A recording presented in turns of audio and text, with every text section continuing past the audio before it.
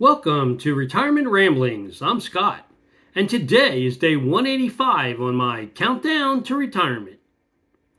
So today, I continued researching waterproof action cameras. I watched at least 9 YouTube videos for features and accessories, and also compared pricing on Amazon. I will list all the videos and the creators that I watched today in the description box below, but I definitely want to highlight 3 of the creators and their videos because it really helped me out in comparing the models that I was interested in and getting to what I believe is the final decision.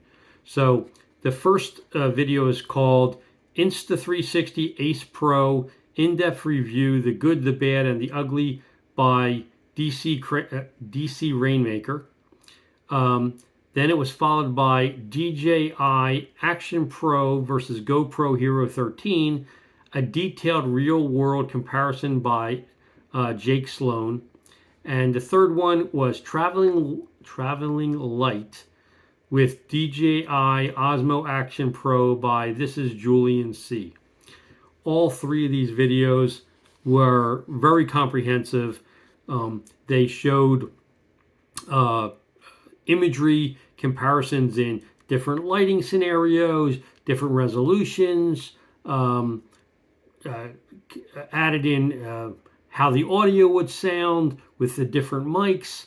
They were very comprehensive reviews of the different cameras. And ultimately, I think I'm going to end up purchasing the DJI Action 5 Pro, which has a retail price of $349, along with the DJI Mic Mini, which has a retail price of $59, and then some accessories that are still TBD. I am going to wait until the Amazon Prime sale goes on, I think it's the 8th of July, to see if those cameras happen to go on sale, that camera and accessory happen to go on sale. If not, I'll look around for the best price, and then I'll just make the purchase, because most of those cameras, if they're in inventory, you can get in 2 to 3 days, and I don't need it until really the end of July. And then after spending the majority of my time researching those cameras, I got a call from my son. He had an interview today with a company he's very interested in, and he's expecting to receive multiple offers in the next 2 weeks. And then he and his wife will be flying to North Carolina to look for apartments to rent so they can get their move underway. They need to be in North Carolina for her job to start by before the end of July. I think by the really 3rd week they need to be there. So it's going to be a pretty action-packed coordination and move, between now and then. And then today was another day on carnivore. So for breakfast, I had 3 pastured eggs and some bacon. At lunch, I baked up some chicken thighs, and I ate that with melted butter and salt. And then for dinner, I had the New York strip portion of a 1.7 pound porterhouse, and my wife had the filet portion of that.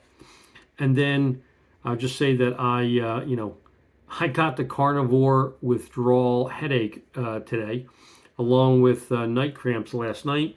So I took some magnesium and potassium supplements, and the cramps went away, as did the headache.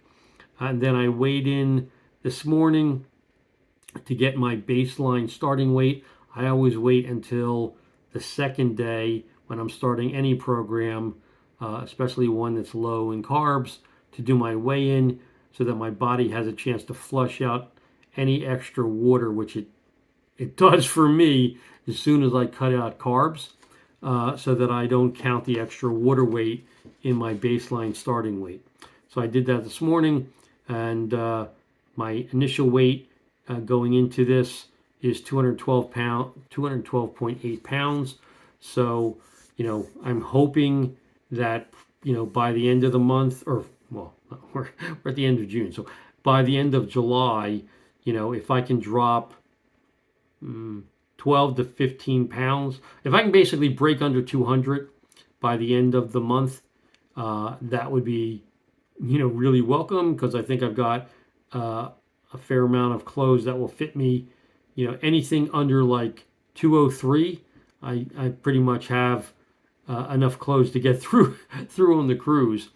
And then ultimately, I'd like to get back down to around 175, at least on initially. And then, long term, post retirement, I'll be working towards a goal of 155.